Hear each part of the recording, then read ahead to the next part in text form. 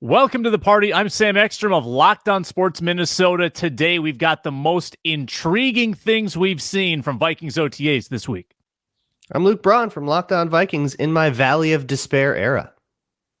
Luke Inman on Twitter, at Luke_Spinman. I can't wait to find out what Arif Hasan asked Roger Goodell at the league meetings yesterday and when he's going to reinstate Case Cookus back into the league. Hey, this is Arif Hasan with Pro Football Network. I'm excited to announce my presidential run exclusively on Periscope. Can't wait to hear that. That's all coming up on today's Minnesota Football Party. Locked On Sports Minnesota podcast.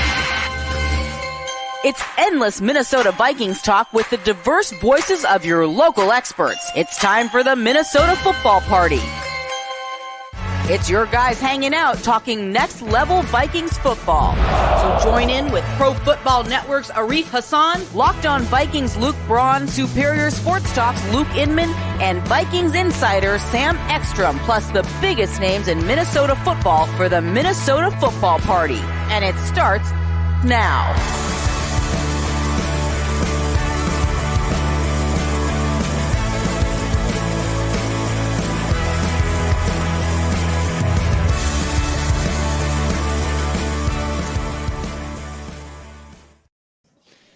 What's up? I'm Sam Ekstrom, and this is the Minnesota Football Party. Today, Vikings talk for the next hour. That's Luke Inman. He covers the Vikings here at Locked On Sports Minnesota and the draft. He writes the NFL Draft Buzz newsletter. Welcome in, Luke. And the other Luke, Luke Braun, out Cali way, at Luke Braun NFL, Locked On Vikings host, and Arif Hasan, fresh off the league meetings. He's at Arif Hasan NFL for Pro Football Network.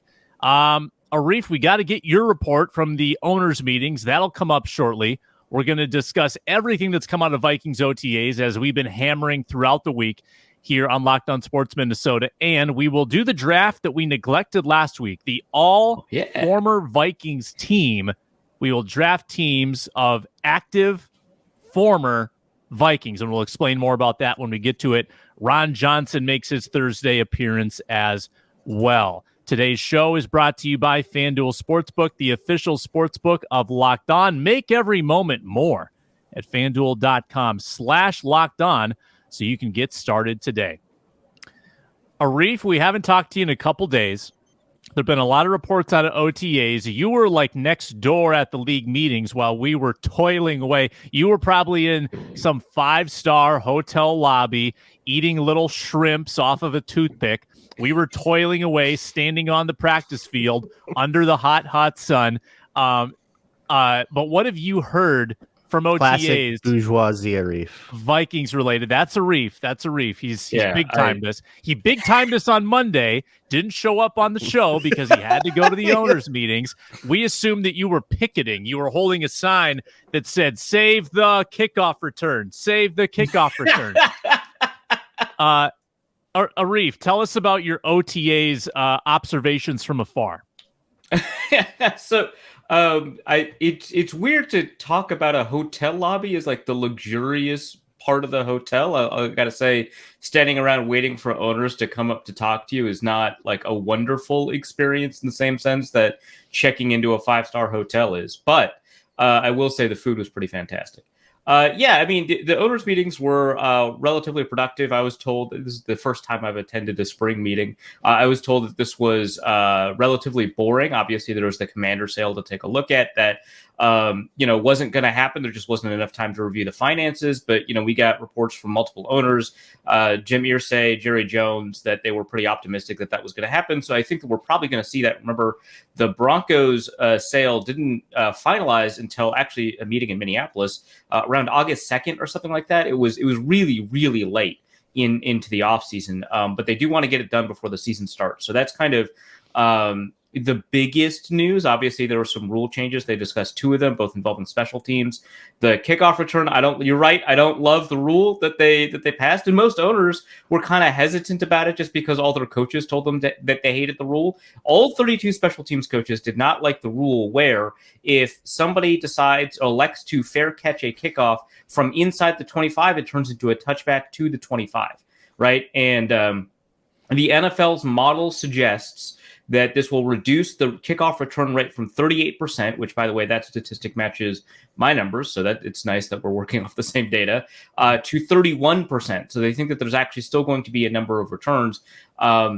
I am hesitant about that because now there's no reason not to just boot it at the back of the end zone, right? Because returns have increased as a result of teams kicking it to inside the 5, forcing a return, right? But that was their concern, right? Because concussions on kickoff returns have increased over the past couple of years because teams want to force short fields. And so they're forcing kickoff returners to return, just like the Vikings. The Vikings are one of the best in the league at it. So that one was kind of interesting. The other one, the actual good rule was voted down again, which was the replacing a late game fourth quarter onside kick by a trailing team with a play from scrimmage. The Eagles proposed that it would be 4th and 20. You take a look at Sam Schwartzien's data. He runs the XFL stuff, and he says actually, 4th and 13. Statistically, that gets converted just as often as an onside kick does. And so we would propose a 4th and 13. The Eagles kind of want to make the proposal easier to let it actually go through. And so they were like, well, 4th and 20, that's a long shot, right? Was the last time we saw that? It was like Ray Rice, who I guess we don't talk about anymore, but it was a while ago, right? That we saw 4th and 20 in critical situations. Hey, diddle, diddle, Ray Rice up the middle. Yeah, exactly. Right. Wasn't that the name of the play? Yeah. That's the Berman call, right? Yeah. If it's not the Berman call, I'm going to pretend it is because it's such a Bermanism. But that was rejected, which is unfortunate. There was a bunch of other stuff. They announced their DEI program, which I am both impressed with and unimpressed with, if that makes sense. It was it's designed to increase non-white coach participation, increase the number of non-white head coaches, just because the proportions are a little bit ridiculous. 12.5% of NFL head coaches are black. Only 2 other coaches are non-white. That's Robert Saleh and Ron Rivera. And when compared to the pool of labor for coaches, that's the player pool essentially, which is about 70% black, 60% black, depending on which data that you use. It's still, pretty low. And I'm really impressed with the number of things that they've done with the Bill Walsh Diversity Coaching Fellowship, with the Accelerator Program to increase networking opportunities. All of those kind of work in concert together. The Rooney Rule, which initially was seen as a success and now doesn't seem like as much of a success. All of those kind of work in concert, but it's just not going to solve the fundamental issues that I think are behind it. I wrote a piece over at Pro Football Network, but there was a lot of issues covered at the owners' meeting. I think those are kind of, the big ones, the commander sale being at the top of it. But yeah, I mean, it was a really casual affair, relatively speaking, with, again, very good food. Yeah. Arif, just 2 quick follow-ups to that. First of all, as far as the kickoff, I know Sam and I touched on this yesterday. Sounds like Sam and Luke touched on it on Monday. But the XFL low-impact kickoff, do you think maybe they try this for a year or two and then maybe consider that low-impact kickoff the XFL is using, which sounds like has had great results? And then just the other thing that you mentioned, the acceleration program. I heard Keenan McCardell mention that at the presser yesterday, Brian Flores as well. Just in a nutshell, what can you tell me about that as far as just the nuts and bolts of that acceleration program? I've started to hear a lot about, in the last week or so. Yeah, sure. So that first one about the XFL kickoff, we brought it up. We asked, hey, have you considered this other league is doing this thing? They've got a plus 90% return rate. I think last year the XFL had a 97% kickoff return rate, and they had fewer injuries per kickoff return than the NFL does, right? And for people who are unfamiliar, they kick off from the 30-yard line, not the 35-yard line. And the kickoff coverage unit is lined up 5 yards ahead of the kicker. The blockers for the kickoff return are lined up 5 yards away from the coverage defenders.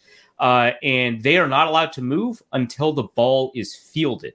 So only the kickoff returner and the kicker can move before, once the referee signals the whistle to be ready to kick. So they're 5 yards away. So there's no running start. That's a big part of why you've got, these kickoff returns. It looks actually resembles a little bit more of a scrimmage play, like an end around, than it does, what we consider a classic kickoff return. But, I think it's pretty exciting to watch, right? Mm-hmm. And so they talked about it. They were like, hey, if there's another league out there that's doing something a little bit different, we'll take a look at it, whether it's the XFL, the USFL, the European League of American Football. They brought that up.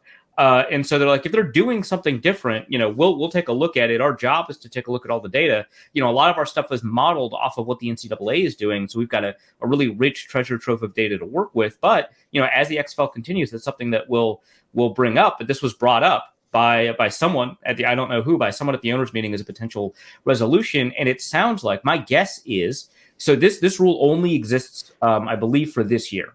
And then they'll regroup and discuss it. And, special teams coaches can continue telling people that this is like an abomination of the concept of special teams, which, fair enough. Once that gets discussed, they might decide to, re-implement the rule for another year, but in the preseason, experiment with the XFL style kickoff and see how that goes. And maybe after a couple of experiment years or after one preseason, they'll make a determination, because a lot of the rules that we're a little bit concerned about that we don't know how they'll be implemented, they get experimented on in the preseason, just like the extra point rule. As for the accelerator program, it's designed primarily as a networking opportunity for coaches of color, or actually just any coach of a diverse background, which here means not representative of the primary NFL head coach population, which is white and male. So, in theory, it would include, gender diversity as well. Although, as far as I know, I don't believe any women were included in this year's accelerator program. But the accelerator program is designed to put the people who are attending, there were 40 this year invited. I don't know how many ended up attending, probably all 40, in front of owners and executives so that they can talk and discuss. They've got breakfast together. They attend presentations together. The presentations cover stuff like leadership and coaching. They bring in outside experts like academics, people from other fields like the military to have discussions about stuff like leadership and organization and culture building and things like that. But primarily it's to make sure that they all get in contact with each other, that they constantly have contact with owners and front office executives, because a lot of NFL hiring comes down to not, whether or not you're a good coach, but who you know. Right. They connect them with search firms. And so search firms become more familiar with them. Right. Because, NFL teams are using search firms to find head coaches, which I find funny. But, if so long as they're doing that, you might as well bring a search program to your networking event. And so there's a formal networking atmosphere. There's an informal networking atmosphere. So the formal one, is designed to have like one-on-one time with a number of owners. Speed dating. Become familiar. Yeah. Matt Daniels called it speed dating. Yeah, it is. Yeah. That's what it is. And then the informal networking structure is like, hey, we're having breakfast together. And sometimes they'll pose football questions and those are like the topic of discussion. So you get an understanding of how coaches kind of think about the game if you're an owner or front office executive. And, the coaches that you kind of vibe with, you can connect with later to, as opportunities arise and stuff like that. So, 2 or 3 days of hanging out, I guess, attending presentations and talking about football and talking about leadership and culture building and hanging out with like billionaires and stuff like that. No big deal. Just another Tuesday for Arif. No big deal. Was this at the Omni or at the Four Seasons? The Omni. Okay. Did you get to try the restaurant food there? Because I've heard it's unbelievable. So we did not try the restaurant itself, but I suspect that the food service is handled by the restaurant as it is in most hotels. Yeah. And we had a little, like the media room had a nice spread of food prepared that I assume is from the restaurant and was delicious. So love it. Thanks for the report, Arif. That's pretty cool. That was great. Your first time going to the league meetings, right? Yeah, absolutely. Actually, I was not able to even go to the annual league meeting in March in Arizona. So this is my first league meeting of any type. That's awesome. Thanks for the report. After I tell you about Built Bar, we're going to get Luke Braun's OTA takeaways that he's observed, and we'll go around the horn with that. Let me remind you that Built Bar is the elite of the elite protein bars on the market.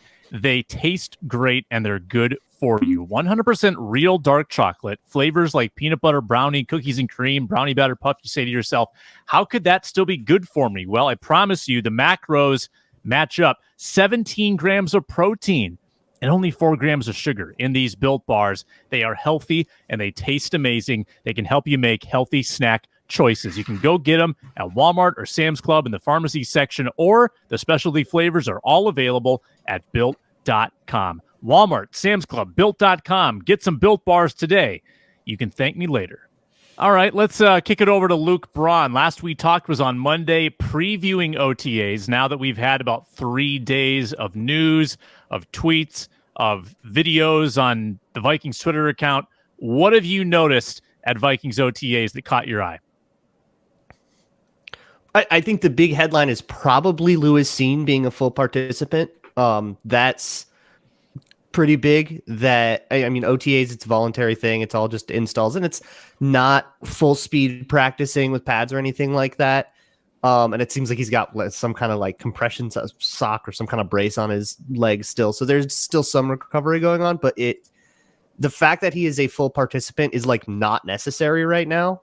If there were any concern at all whatsoever, they could easily hold him out with at very little cost, which rocks that they aren't doing that. That means that they're very confident in his rehab. Of course, Brian Flores talked about how explosive he is, and everybody who has written an OTA piece has talked like, "Whoa, Lewis Seen flying around the field. That's crazy." So seeing that explosiveness is pretty great. I think we can get a better sense for where he's at in camp now when things speed up a little bit, and we can see exactly what we're going to get out of this kid in year 2. Didn't expect to see him at all. And I didn't expect Booth either. The way they both talked to the media, they made it sound like they were taking it really slowly. There were no timelines. And then they were there, both of them, in the flesh. I couldn't believe it. So that was certainly encouraging. Here was a takeaway I had. The first 3 draft picks all look really small. Like Jordan Addison's speed is his key. And they don't want him to gain weight. We've already talked about that. Like that's just who he's going to be. But apparently he's already got some kind of tweak, because he was out there Monday, I believe, and was not out there Tuesday. You're going to freak out a whole bunch of people who don't know how backs work. Can't use tweak. Yeah. He's got a malady. How about that? Is that more medicinal? There you go. Yeah. Yeah, he's a 19th century Victorian child out there. Which, I mean, given his size, Right. I mean, he looks like, yeah. Yeah. Not only Addison, who I think we're just going to have to live with that size, but Blackman, especially when he's next to Juwan Williams, who's like a giant. Dude, I didn't know. You mentioned that yesterday, Sam. I didn't know Juwan Williams was that big. He's that big, huh? Just big physically, dude. The eye test, you're saying he just looks like as tall as Evans, but thicker. Wow. Okay. But the smallest of the bunch is Jay Ward. Jay Ward is not. I don't think he's playable as a defensive player at that size right now. I just don't know. Like, he's so skinny, and they want him to gain weight for sure. Like, they want 10 pounds on him. And I wonder if it's realistic in one summer for these guys to change their bodies, or if that's more of a year 2 thing, because it's a pretty short amount of time from now to the season. You basically you get some weight room time for the next month, then you're off for 6 weeks. Can you do that now? Maybe not. It might not be something that they can adjust before the season, but I think Jay Ward needs to hit the weight room and the protein shakes big time, because he is tiny out there, guys. Who looked skinnier just by the eye test? Was it Jay Ward or Cam Dantzler when he first showed up? Everybody called him the needle for a reason, right? I'm just pulling up the combine numbers. Okay, 6'2", 188 for Cam Dantzler. Jay Ward actually the exact same weight, 188, but at 6'1". I get what you're saying, Sam. You get some taller frames like that. 188 at 6'1" is not the same 188 at 5'10" or 5'11". I could see why he would look pretty lanky and need to be filled out. So that's an interesting note. Yeah, Dantzler's probably the all-time like skinny award. Alexander Hollins too. I mean, didn't Hollins weigh literally 150? Literally 150, I think, because he was like 5'8". And skinny. So I don't think he ever hit 150, but he was 155 officially at some point. Yeah. I know in his because he I think he was like a rookie tryout that made it or something like that. And I think at rookie camp he was like 154 or something like that, 153. Yeah. And then he makes it, and then he adds a little bit of weight, but it's like 157, 159. His pro day numbers said 165, but you never know what that stuff is. So probably either put way, on weight. That right, yeah, 165 is the pro day number. Yeah. Oh no.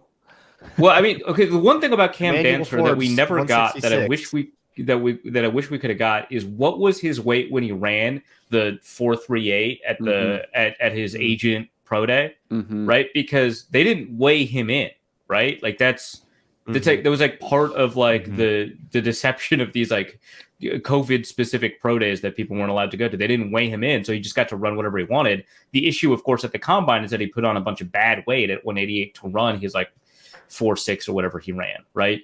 4.64. Yeah. And so I kind of want to know what his like. I don't want to say natural playing weight. I'm sure he actually shed a little bit of weight, knowing that they wouldn't weigh him at his own pro day to run that 4.38. But I kind of want to know what his natural weight was, at least as he was coming in as a rookie. But yeah, no one's going to beat Bones. The 4.38 in retrospect, that had to be bunk. Like that was someone doctoring the stopwatch. There's no way that was real. Oh, a bunch of people did like frame by frame. You don't know draft Twitter, do you, Sam? A bunch of people did Zapruder film. Yeah, they did frame by frame. So they're like, yeah, this is close enough. Like, like the thing with the frame by frame is that when you do it often enough, you realize that there is like a lag because it's everything is hand timed basically, right? Yeah, there's a lag. You're not comparing it to right. To the and right, so if you apply the traditional lag to the frame by frame analysis that you do, the 4.38 actually bore out. That part was the real issue is, did he actually run 40 yards? That's hard to doctor. Just eyeballing it. Yeah, he could have run 38 yards. Who knows? It was like the 40 yards you made me run in the snow and ice for my video. That was precise. That was down to the laser measured. Yeah, I don't know what you're talking about. Sam, can you confirm something for me with OTAs? It sounds to me like Jalen Nailor has surpassed Jalen Reagor on the depth chart in terms of who's getting like more run with the first team and stuff. Or is that just that more people have noticed Nailor because he's having a better OTAs? Or has he actually leapfrogged Reagor in a way that he didn't last year? Nailor was definitely ahead of him and definitely outstanding. Nailor had the best day offensively of any player in the practice that we watched, and it was only one practice, but he was the wide receiver 2 in all 2 wide receiver sets, and then Reagor joined in 3 wide receiver sets and did some jet sweep stuff. But Nailor probably caught 6 balls like in a 20-minute session, and a couple of them were really nice. Looked good. I think that he was wide receiver because there's no Jefferson, no Addison, so he was wide receiver 2, and I thought he looked the part. Inside linebackers coach Mike Saravo talked to the media yesterday, said that Asamoah is a quote chess piece, and they like him because he can play man really well. So there's a little something to salivate over with Brian Asamoah, who's you're right, super important at a thin position group. Not a lot going on there at inside linebacker. I want to get to this draft before Ron Johnson, so why don't we dive into our all former Vikings? Arif, you just had a look of exasperation. I've heard chess piece from defensive players so often, and to me that reeks of Isaiah Simmons type talk. I don't know. Yeah. What kind of chess piece are you? Are you a rook? Are you a pawn? J-Ron Curse was a chess piece, man. I don't know. Right. Bishop, he can only move diagonally. Like I would be much more comfortable if the linebackers coach said, "Yeah, he is a linebacker." I'd be like, "Yeah, I can dig that." Right. Chess piece, man, it's football. I don't know. Yeah, well, that's such a weird to metaphor, that point, actually. Like, the whole point of chess pieces is that they all only have one move. Well, unless you're a queen, but no one's going to be calling a football player a queen, right? Like that seems unlikely. Kind of a big no-no in the locker room. I think that Brian Flores mentioned yesterday. Chess pieces are famously limited in their moves. Right. Brian Flores mentioned yesterday in the presser, he was asked about guys with versatility. He said, you know what, we got to slow that approach down. We just want these guys to get really good at one thing first.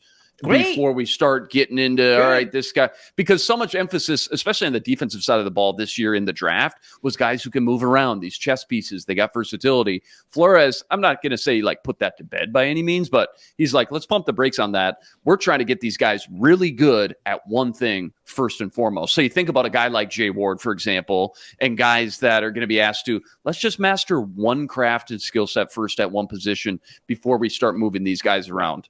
And I'm not like 100% objecting to the concept of a versatile defensive player. Like I get it, right? But, like it just I've seen it a ton. Brian Asamoah played well last year, so I don't want to bag on him too much. But like you could end up with like an Antoine Winfield, right? With Jay Ward, you could end up with like a Tyrann Mathieu in that role. You could end up with like when who's that Cowboys linebacker who was never healthy? Jalen Smith. You could end up with a Jalen Smith when he was good and healthy. Like you could, or Anthony Barr even in 2016. You could end up with versatile linebackers that are good. It's just like I am tired of hearing chess piece because it just really feels like we don't know what to do with him is very often the reality of it. I'm excited for them to describe Troy Dye as a pawn who moves slowly and only in one direction. Not But great at initially backpedaling. can move twice. That's important. Yeah, his get off. His get off is fantastic. But he's not good at recovering. Troy Dye when en passant's on the table. It's chess term. All right. We're doing our all former Vikings offensive draft. Reminder, too, that SiriusXM is our new partner. Locked On Sports Minnesota's programming available on the SXM app, as are all the local hometown broadcasts, like the Twins games. You can hear their series with Toronto start tomorrow night, 7:10 p.m. Search Twins on the SXM app. Here are the ground rules for the draft. We are selecting a team of former Vikings on offense that are still active in the NFL. Current free agents do count. So if they played last year and are a free agent like Teddy, that is still acceptable to draft them. If they've been out of the league for more than a year, that is not acceptable. I've got a QB, a running back, 2 wide receivers, a tight end, and a flex spot because I knew Luke Inman would ask about a flex spot. I put some suggestions in the doc, but that is not gospel. You can also add your own that are not on the list. Let's share the screen so that people can watch along on YouTube, and we're off. Why don't we start with, let's go with Luke Inman because he's right next to me on the screen. Luke, kick us off, man. I say this every time. Some of these drafts, having the number 1 overall pick is a huge advantage. Sometimes it's not. I think this draft, it's a huge advantage. Stephon Diggs has to be my number 1 pick. Clear number 1, right? Not even close. Not even close. 100%. Still in his prime. Mm-hmm. Elite. Arif Hasan, pick number 2. Oh, wait. Amir Smith-Marsette's out there? Luke! Huge oversight. Yeah, this is pretty tough with Diggs. Let's see. I think I can meme my way into this one. I'm not going to try and win this one. Let's go Cordero. Yeah, that's a good pick. That's a fan favorite. Yeah. Ron. Guess I'll take Thielen then. I thought Diggs and Thielen were going 1-2 easy, but yeah, I guess I'll take Thielen. Nope. A whole different Sure, strategy all right. in mind You for do this you. one. Yeah. All right. Well, We're going I've full left. Mike Mayock. I love it. Well, I'm left. I got to think of another wide receiver because I'm not going ISM. I'm going to go off the board. I'm not going to go wide receiver here. Let's go with let's go quarterback. Let's get. Gosh. I mean, I think Heineke has had maybe the best like post Vikings career. Hey, Kellen Mond's available too. I mean, you didn't write him down, but Kellen Mond's out there. Kellen Mond, active, employed NFL quarterback. All right, Yeah. we'll go Teddy for the nostalgia. Cleveland Brown, Kellen Mond. Teddy B. And I get the turnaround here. And I think I deserve that because I didn't get any of the good receivers. I think I deserve that. At running back, and I think running back's kind of a rich position here. We could go Abdullah, Latavius, but I'm gonna go Jerick McKinnon. Oh, come on. Good pick. I think we were all looking at him, right? Rip. Yeah, good pick. Oh my gosh. Yeah. All right, back to Luke Braun. Boy, there is a lot of scarcity at quarterback. I guess I will take the one who has been a starter on purpose in Taylor Heineke. Starter on purpose. Case Keenum was definitely. Boy, I I don't want to look at the podcast subscriptions of my team.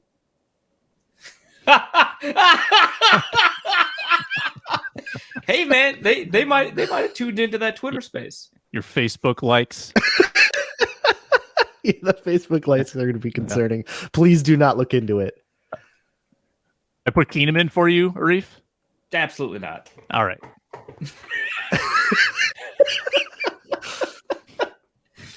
I'm trying to build the funniest team possible is the thing, right? I'm Yes. And unfortunately, I can't. Yeah. I don't think Moritz Beringer is even in the United States right now, so I certainly could not pick him. Give him a call. On a flight. Take the red eye over, will you, bud? But Sam, are you sure we need 2 wide receiver spots in this? I don't know how you expect us All to right. fill these out here. This is wild. All right, we're killing it. We're killing the wide receiver spot because you're right. It's not gonna happen. You got to flex. All right, perfect. I'm gonna go with. He'll be there for me in the flex. All the picks I want will be there for me in the flex. I just got to make a bad pick and be comfortable with it. I love this mindset. Spoken like a true champion, by the way. The guy that wins every draft that we do. We're not winning this one, boys. Let's go. This is like the raw producers. like sushi. Let's go raw like sushi. Oh, baby. Yeah. Who's that? Zach Davidson, come Zach on. Davidson, baby. Okay. Good pick. Good pick. What a core. What a nucleus this guy's building Yeah, over I here. would have picked Nick Muse, but he is still technically on the Vikings. True. Can I pick Dalvin Cook? I mean, we all No. we No. get it, right? No. We all get it. On the roster. Taking up cap We all space. get it. We get it. All right. Give me Tyler Conklin, I guess. Way to go. And then Minneapolis Miracle. The connection. The boys are back. Case Keenum to Stephon Diggs. Lock it up. Boys are back. Boys are Keenum back and in town. Conklin. I All like right. it. And with that, every quarterback that's worth a darn. No, he already told us what he's going to take Kellen Mond. Yeah. Yep. It's already written in the stars. You know do how you I even have open another every option at show this with. point? You know how I I, don't open know if you with have my, another I open my show with option. how depressed I am. I feel like Kellen Mond Wait. encapsulates that, right? No, Luke, don't say it. I Don't know say who it, Luke. Arif should take. Don't say it. Don't say it. Sean Mannion? Okay. No. Okay, we're gonna save that. That would Luke, also you be very better not funny. Bogart me on this one. We're gonna save it. Luke's going to draft him for his flex if you don't take him right now. You. Oh my god. Okay, fine. I'll say it. Case Cookis. Case Cookis is the quarterback. Wow. Is he on a team? He's a free agent. Okay. I'll give it to you. He's on a team. Yeah. An NFL team. No. he just tried out. Okay. Good enough for me. Case Cook is to the brand. Makes sense. Very loyal. I respect it. All right. Ron. Figured it out. All right. All right. Wink, wink. So I'm looking at Oh, tight end, wow. but there's. Well, do I have to lean into it now? I don't know if I can. I'm looking at the tight ends, but I know I'll be able to get one on the way back because Sam can only take one of them, and there's 2 that I would be fine with here. Oh, sick. You can take So a I'll go. flex. I'll grab a running back. Let's get on the. No, you know what? I'm gonna take Mike Boone. You were about to say, let's get on the L train, weren't you? Yeah. I was gonna say let's get on the Tay train, but I decided against it. I decided let's go with Mike Boone. I'll never give up. I That love sucks. Mike Boone. That was going to be my pick if you didn't force my hand. You know, I'm actually going to go. I'm going to flex because I want Latavius. So I'm going to get Latavius as a flex. And then I'm going to roll The 2017 with, duo. Yeah. Get the gang back together. Mm-hmm. And then, I feel like the legacy of Rudolph wins out over the unfulfilled potential of Irv Smith. So I'm going to go with Rudy. He played last year, so that would count. He hasn't retired. Hasn't Still under filed the contract with paperwork the yet. Bucs? I know who I'm going to take in the flex. You know who hasn't filed their retirement paperwork yet? No Adrian way. Peterson. No way. Okay, I'm going to. Oh, There was my God. just a story on Around the NFL. No way. Just a story on Around the NFL literally this week that he has Great not pick. yet filed his Now, retirement paperwork. wait, and hold he is on. open to a return. We did establish that they had to have played last year. They could not have been out of the league last year. Oh, That was they said had to have beforehand. played last year? They had to have been on Oh, a I team. missed that Yep. part. On a team. Yeah. Dang it. Let's take a look. Let's Right. take a look. Nope, not on a team last year. The year 2021 before. was his Yeah, he last was a free active agent since. season. Yeah, he was a free agent. Oh, I He missed was, that part. he was boxing Very good last try. year. Very All right, good yeah. try. Good try. I mean, I would have allowed All it. right, I'll take Irv Smith then. Sam, that's so rough. That would have been so good. I Yeah, pencil you in for Kari Blassen game. That's clearly one of my. I'm just trying to figure out. Let him have. Yeah, I'll take Kari Blasting him, and I'm gonna have to figure out who is appropriate for my flex. This is tough. All right, I'll take give me Abdullah, and then I'm gonna take as my flex because he gets me points. He scores points for my offense. He scores points. I'm gonna take Daniel Carlson. Oh boy, that's gonna Come on! We What gotta do you get- mean? Don't No start way. with me. Chess pieces, rooks, queens, Okay, pawns. Get out of here. Show of hands. Who Oh. Luke cannot vote. Who allows this pick in an offensive draft? Who 100% allows is it? awesome. It's an offense draft. He Okay. scores points. That's not Arif how and that I- works. Arif and I voted no. So sorry. The majority says no. I tried, Luke. It's weak sauce. Thank you, Luke. Thank you, All Luke. right. Good job, Luke. Thanks, Luke. All right. D.D. Westbrook, he played last year? That's a guy. Yeah, Yeah? Wow. for sure. Wait a minute. Do I want D.D. ISN? Yeah. give me Didi did not play last year. He No did way. not? Nope. Where's Olabisi nowadays? He was on the Green Bay Packers practice squad. Where's Olabisi nowadays? Oh, hey, that's a good one. I would definitely allow Didi. I would allow Westbrook then if he was on a practice squad. Yeah, Give me Olabisi. yeah. BC was on He is the a Vikings current last free year. agent. I don't know if he counts as played last year because he was like on IR. It's a different situation than just. Count like, it. I think that wasn't would. rostered. I think that would count. I think it's more about being was a- rostered. Yeah, it was rostered. Yeah. Already tough enough as is. We're digging deep here in the well. Yeah, Not a lot of yeah. options. Oh yeah. So Luke's got his team. Arif. I'm just trying to see if there's a funnier pick. This one's kind of funny, but I want to see if there's a funnier pick. I don't think so. I think I have to go Amir Smith-Marset. Dude, I have a phenomenal special teams unit. Yeah, this is phenomenal. Uh, If you could have added Daniel Carlson, it would have been elite special teams. I'm going to do a little bit of cosmetics here real quick. Sam, can you move Irv Smith to my flex? For some reason, I just feel like people are going to vote differently if it looks like I prioritize Michael That Pruitt is higher. hilarious. I love it. So people are just real mad at Irv Smith for getting hurt, which is real That's fair so and funny. good to him. But Michael Pruitt, I believe, still a Chief, yeah? Oh, there you go. Yeah. Falcons, I think. Nice. That's a good one. That's a great one. He's not He was your on the call. Falcons last year. I don't know where he is now. Michael. He was on the Or Falcons last year. Falcon, other red team. Yeah. That's good. Or no, I like current that. free agent, but on the Falcons last year. Yeah. We could bring him back. Hey, anything's Now I'm possible. looking up all these names. Where's Chad Beebe? Is he done? David Morgan? They're just gone? Morgan No way did they retired. play last David year. Morgan retired, yeah. BB, I don't know. Maybe he's technically a free agent, and he was on the Houston Texans practice squad. Oh, that's so right. He would Yeah. count. Good call. Yeah. That would do it. Mm-hmm. You need a wide That's receiver. my guy Sam. then. That's got to be my guy. That's better than Westbrook. That was really hard. BB Barr. Is that better than Westbrook?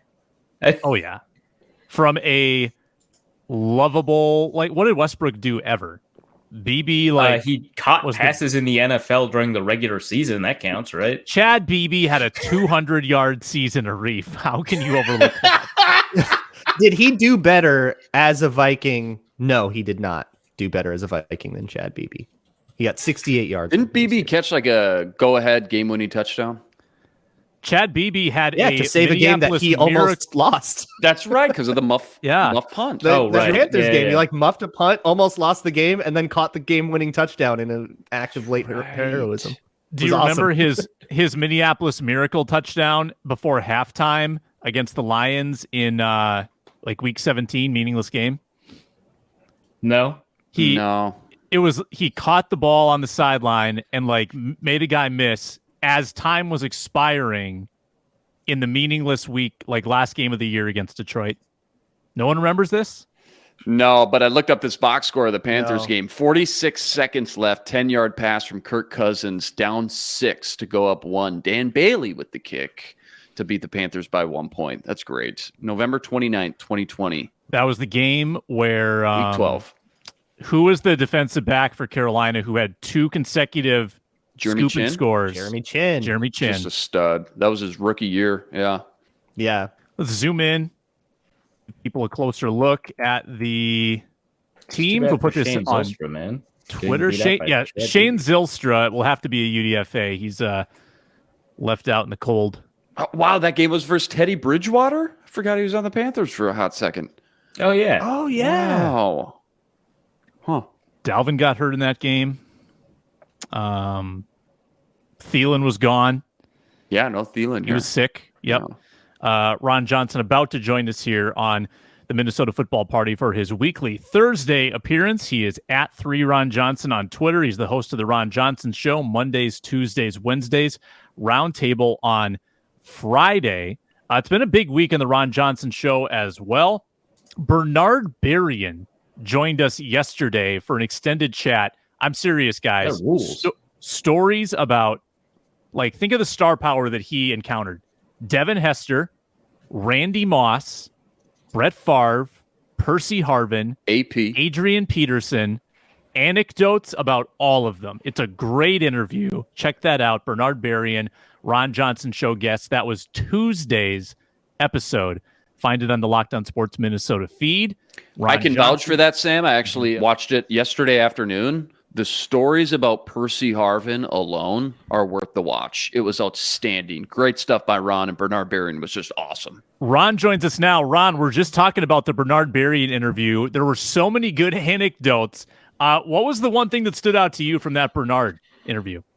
Well, I mean, B Twice and I were teammates with the Bears, so he's always been that kind of sneaky, funny guy. Like, you don't expect him to have funny stuff to say or jokes, and he has them. And so I think the biggest thing that stood out to me, honestly, was his comment about him coming into the NFL and his value was upped being the kick returner, and the fact that now the NFL is trying to take that out of the game.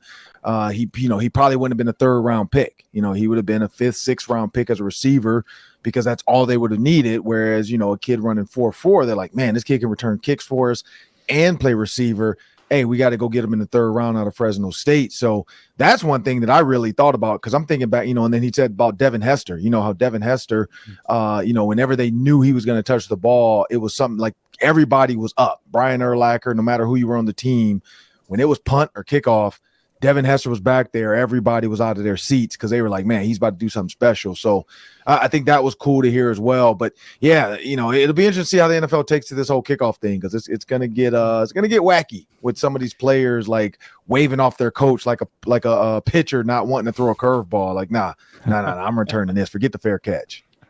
It felt like Devin Hester returned Kennedy half do of it. his punts against the Vikings because they couldn't keep it away from him at Soldier Field for a couple of years there. I think mathematically Chris you're Cluey, right. kick it out of bounds. Chris Cluey, what are you doing? Like, I think half his touchdowns did actually come against the Vikings. Like, I don't think that's like just a meme. Yeah, very well might have. So check that out on the Locked On Sports Minnesota feed. Ron, what are OTAs like? I mean, we've asked you kind of about the process of this offseason before, but would you say it's mostly classroom? Like, is that where you do most of your learning versus on the field? No, I mean, you because your book now, and it's way different now than it was then. So now what I'm hearing, it's a lot of, I actually have one. Let's see. So it's a lot of this. I got one of these. I got the tablet, the Vikings official. Look at that. Microsoft Surface. So one of the benefits of being on the Vikings broadcast for the Minnesota Vikings, I get some of the gifts. And so thank you to Microsoft for the free Surface. And so when I walk into the building, like they have the password set for me, I have the access to see it. And so I can get, I can go on the NFL app and I can get the film. I can get the coach's film, but the Surface, and this is not a ad, because the iPad does it as well. I know guys have iPads as well, but the Surface has a little handy dandy pencil. Hashtag not an ad. thing, not an ad, that you can kind of work around. And so now when I played, it was like a notebook. It was pieces of paper. It was handwritten notes. And now it's electronic. Players are making notes in their tablet. They're making notes on their iPad because we know iPads have notes. We know the Microsoft Surface has a writing utensil tool. But it's a lot of that on your own. I mean, honestly, coaches aren't spending 5 hours with these players, and you're not going to get the playbook in 1 hour of sitting in a classroom watching film. I think the biggest thing for OTAs is gelling with your quarterback as a receiver, learning your position on the field. I was more of a on the field learner than I was a visual learner. Like the classroom for me was boring. It was getting on the field and actually doing it because you can see it full speed. So I think OTAs, honestly, because a lot of people bring this up, like, why don't these guys do OTAs? Why don't this guy? Some guys don't need to do it because visually they have it. Cerebrally, they have that relationship with that player, whether it's Kirk Cousins, Justin Jefferson, they have it built. They don't, it's not a big deal. That's why Aaron Rodgers didn't go to OTAs with the Packers. Now he's going because he doesn't know these Jets guys and he needs to get to know them. And so I think that's what OTAs is about. It's about on the field, hanging out with your teammates, having fun, because you're not going full speed unless you're Adrian Peterson, because everybody else is, going half speed sometimes. And as Bernard pointed out, AP, even in flip-flops, is going to run a 4.5. And so I think that's the key to the OTAs. It's the gelling on the field, because even though it's walkthrough pace, sometimes 3/4 speed, there is some full speed 101, 707 stuff. It's about learning the offense. And then for the coaches, a guy like Jalen Naylor, for instance, it's a chance to see a guy like Jalen Naylor full speed in this offense to say, hey, where does he fit in? What can we do with him? I keep looking at the name Van Jefferson for the Rams. I feel like that's an easy spot for Jalen Naylor to take on, the outside deep post guy when Justin Jefferson has the deep over, the vertical go down the seam when TJ Hawkinson has the inside or the outside dig route at about 15 yards. You send Jalen Naylor up the seam. If that safety's worried about TJ Hawkinson, boom, you use that 4.3, 4.4 speed and you throw it over the top to Jalen Naylor. Now the question is he going to make the play? And I think that's going to be the key for him during OTAs. But I think that's what it's more about. It's about the camaraderie, getting to know your teammates, especially the new guys like a Byron Murphy Jr., getting to know the other defensive guys. And that's kind of the key. Yeah, hashtag chemistry. So they got the OTAs going on for the next few weeks, then mandatory minicamp June 13th and 14th. But then you always got this little 4 or 5 week break, right? Mm-hmm. Is that just as a former player, just in general, players' mindsets, do they view that last little break as one last opportunity to go take the family on vacation or just kind of relax mentally because they know once training camp starts, that first day, for the next 6 months, they're going to live, eat, breathe football. And that's going to be it. That's their life. So how do you kind of view that just in general, players' mindsets, that they always say, all right, everybody's getting out of Dodge here for these next 4 or 5 weeks? Or was it maybe just kind of depends on the player? Like if you're a bubble guy, no, I got to stick around. I got to work out, do the 2-a-days and things like that.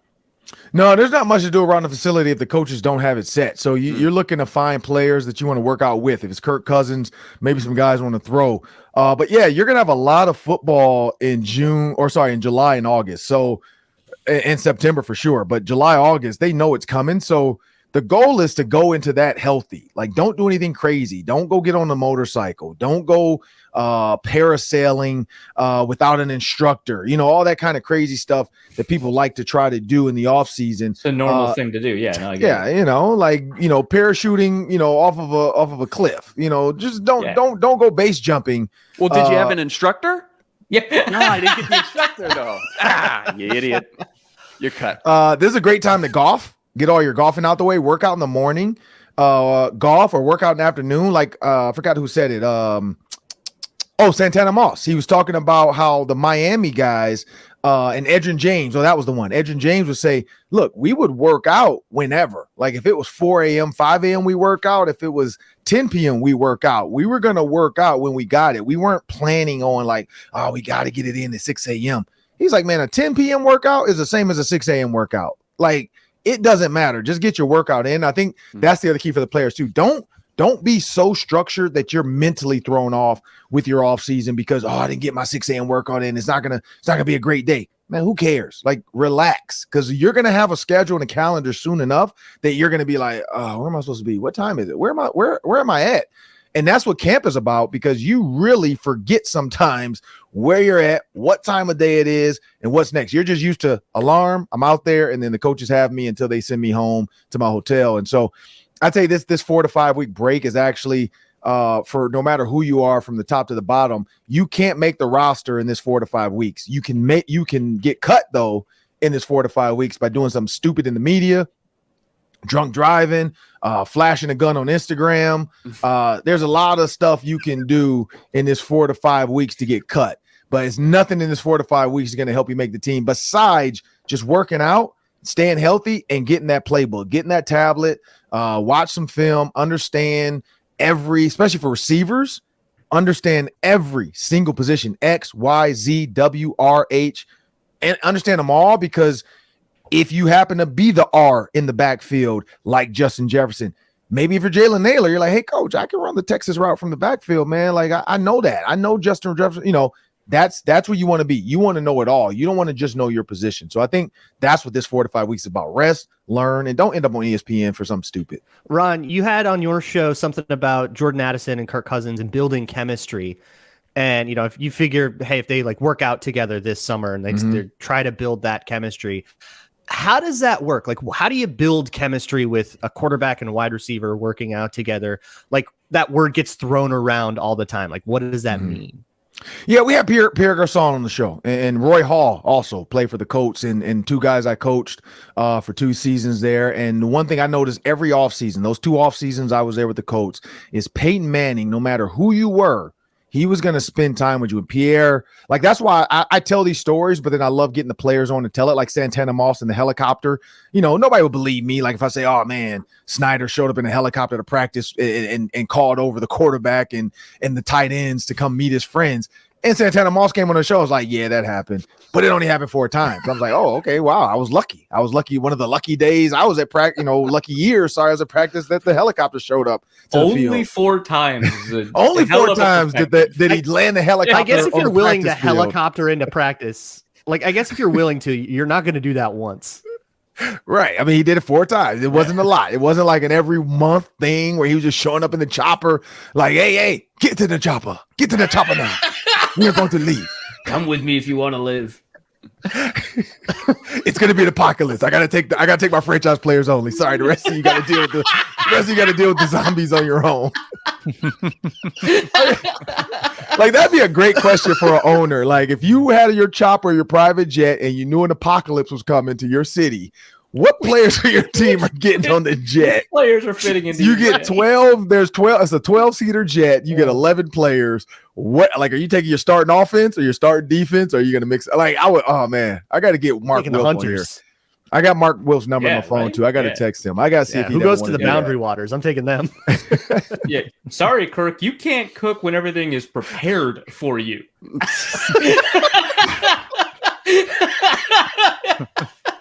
But like, imagine that though. Like, imagine you're down to your last 2 selections and sitting out there like Justin Jefferson and Kirk Cousins. Like, as an owner, like, are you like, you know what? I don't need a quarterback. I need this receiver. I mean, come on now, it's an apocalypse. You're not building a team in the apocalypse. You're building a survival strategy. That might be our show Friday, Sam. We might need to do 11 Vikings players.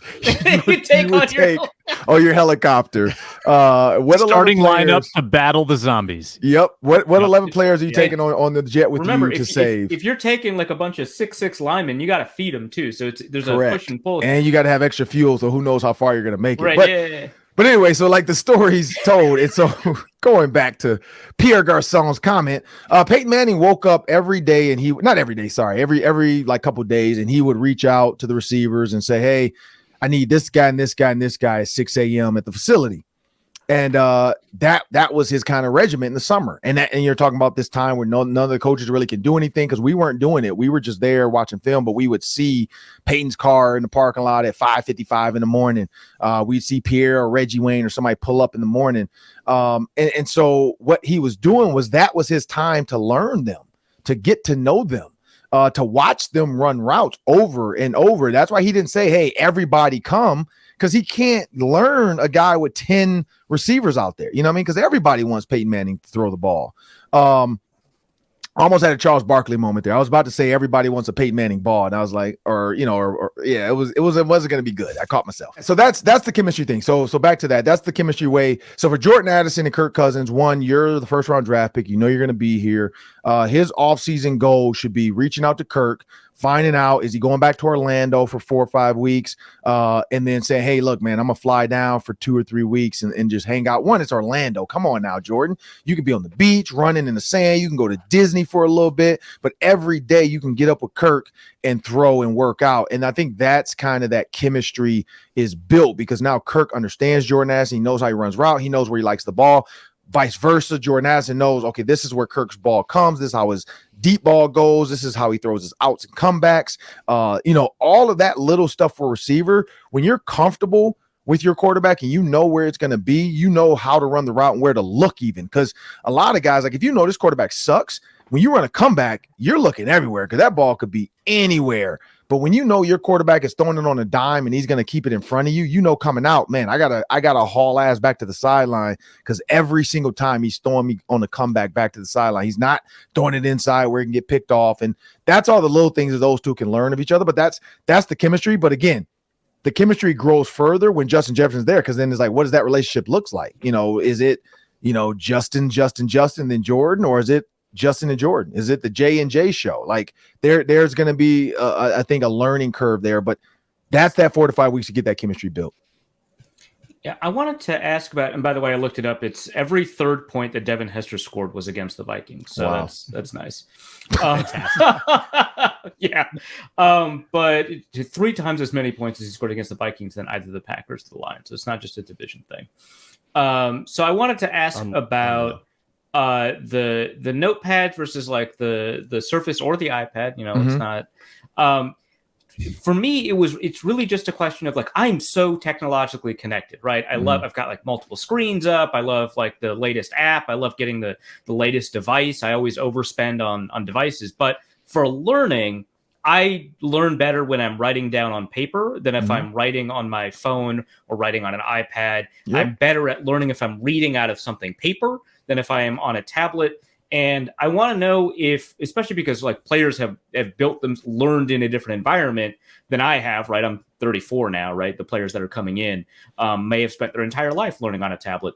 But I want to know if that is a challenge for players when now everything is electronic and your brain isn't really quite ready to process that the exact same way. Like you said, you like learning on the field a little bit more, and there are certainly some players that will do that. I wonder if the number of players that learn on the field is maybe a little bit higher now than it was before. I'm just really curious about this because it's so hard to learn using a tablet.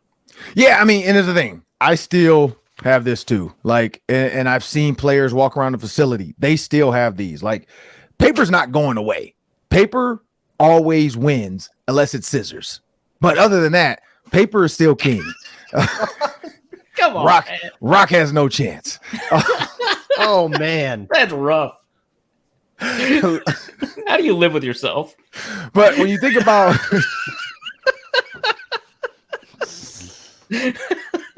paper still wins unless it's scissors. Paper's still a big deal, and this is why too. And I say this, I see players because I see, the meetings when they're walking around. I can see like on the screen, like, hey, this is where you're supposed to be. Here's your schedule. Because we'll be in the VN room doing our stuff, and then we'll see players walk by, whether they're going out to the field or they're going. And paper still works for guys, and the reason being is, you're right. Some guys can't type fast. Like I know this thing has a keyboard and you can set it up like a little computer and you can type. The iPad, same thing. It has like a little keyboard. Some guys don't type fast. They write faster than they type. So I think that's the other part of it too. It is still, people are still writing down notes. And then drawing plays, nothing against either. But drawing plays, if you're quick drawing, just trying to get an idea, it's easy to quick draw like what coach is saying on the screen on a notepad. So you still see players, especially Kirk Cousins, but you still see players with their notebooks because they still know they have to take notes. They still have pens. So that's not out of the way. The thing I say about the tablet, the thing that's cool about it, what we did not have, we had, and I still like looking in this thing in front of me where my little office stand is.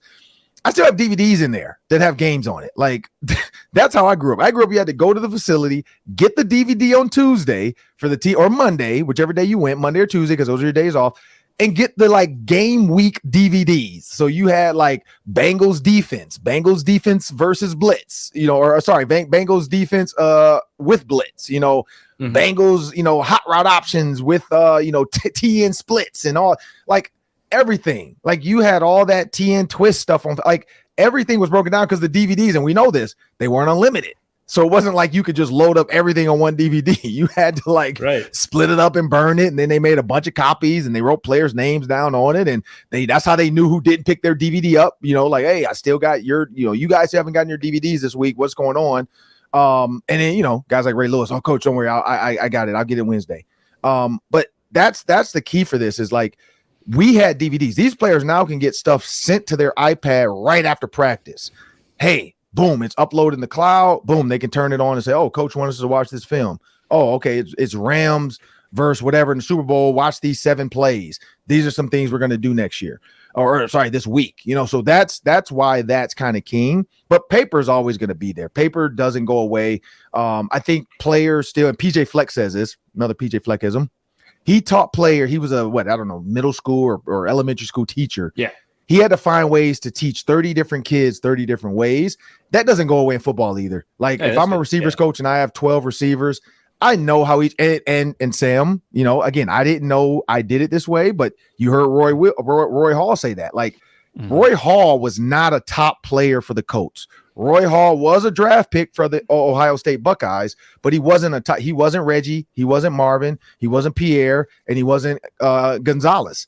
But when I got to the facility, no matter, like I remember playing the Washington football team, they had a different name back then, but I remember talking to Roy about, look, man, these are some plays that you can really have an opportunity in this game to make. And I didn't know this, but Roy said it on the show.